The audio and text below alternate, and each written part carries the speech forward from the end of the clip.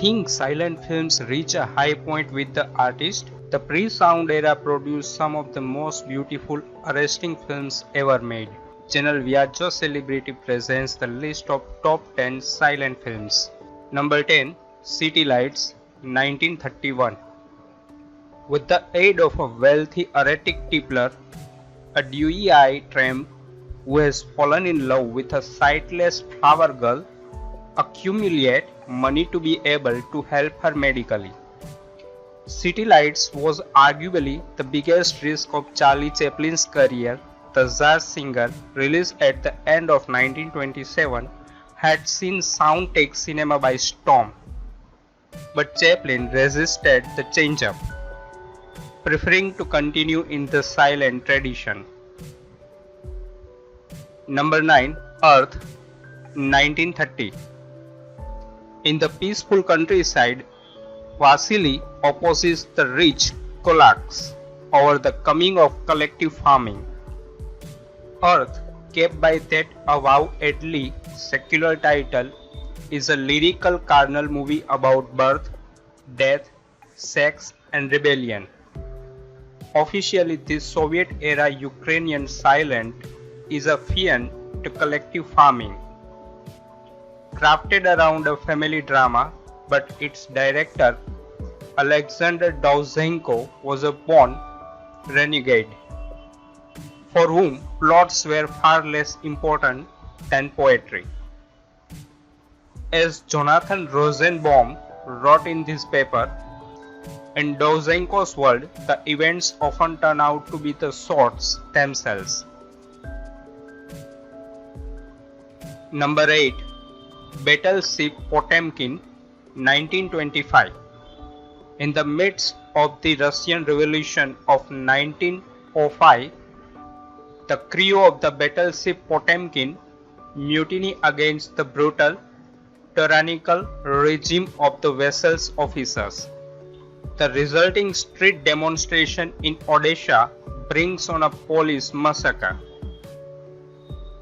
In common with the beginning of Touch of Evil, the end of Some Like It Hot, and the middle of Psycho, there is a sequence somewhere into Sergei Einstein's 1925 Battleship Potemkin that has overshadowed the work as a whole and infiltrated the consciousness even of those who have not seen the entire film. Number 7. The General, 1926. When Union spies steal an engineer's beloved locomotive, he pursues it single-handedly and straight through enemy lines.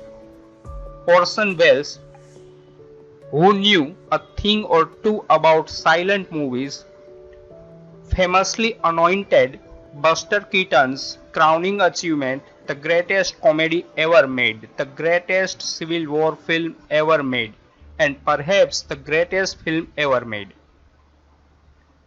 Number 6. Metropolis, 1927. In a futuristic city sharply divided between the working class and the city planners, the son of the city's mastermind falls in love with a working class prophet who predicts the coming of a savior to mediate their differences. We like to imagine we live in the presiding age of big, ambitious special effect movies. But Fritz Lang's colossally ambitious 1927 epic makes James Cameron look timid. It was the most expensive movie ever made at the time, a massive gamble whose failure practically bankrupted German cinema. Number 5. The Cabinet of Dr. Caligari, 1920. Hypnotist Dr. Caligari uses a somnambulist Cesare to commit murders. The Cabinet of Dr. Caligari is unusual in that, for such a singular and one might say auteurist film, it did little for its director, the relatively unsung Robert Wine.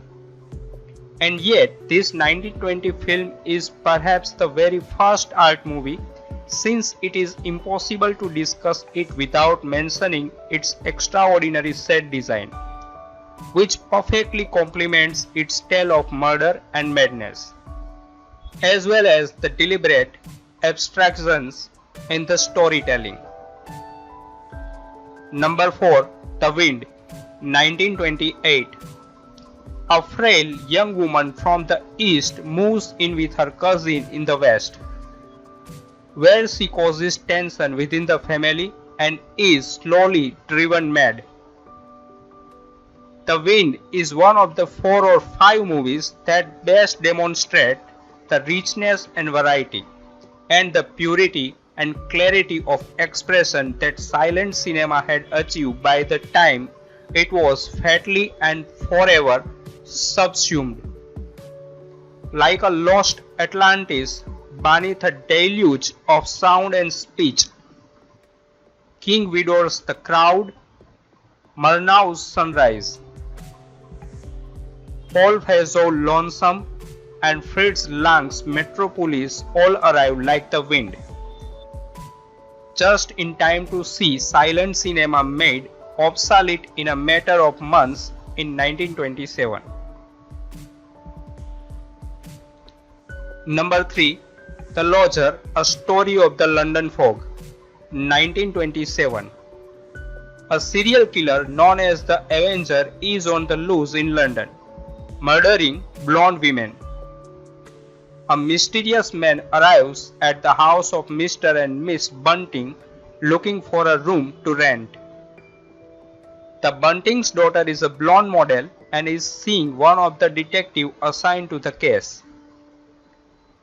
The detective becomes jealous of the lodger and begins to suspect he may be the Avenger.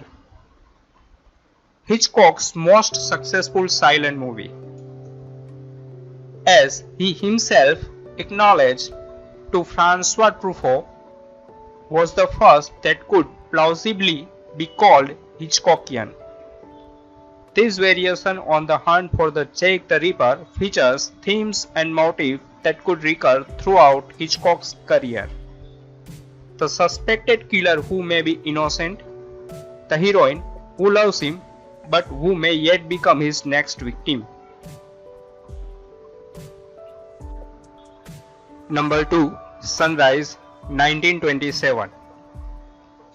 An allegorical tale about a man fighting the good and evil within him. Both sides are made flesh. One a sophisticated woman he is attracted to, and the other his wife. Sunrise seems to take place in our dreams. It's a macabre love and murder story that takes place in an almost real landscape, somewhere between reality and our collective imagination. There's still nothing quite like it. The characters are nameless archetypes and it revolves around an archetypal opposition: the country versus the city. The former innocent, stable, and virtuous, the latter exciting, seductive, and dangerous. Number 1. The Passion of Jeanne of Arc, 1928. In 1431, Jeanne d'Arc is placed on trial on charges of heresy. The ecclesiastical jurists attempt to force Jeanne to recant her claims of holy visions. It takes a star to carry a close-up, they say in the film business, and by that token, it takes a superstar to carry an extreme close-up. But what Maria Falconetti did in Carl Theodor Dreyer's 1928 film The Passion of Jeanne of Arc was something else again. As Jeanne, her beautiful face fills the screen transfigured with agony, doubt, anguish, and euphoria, and yet it is preternaturally calm and still. It blazes out of the screen like a sun.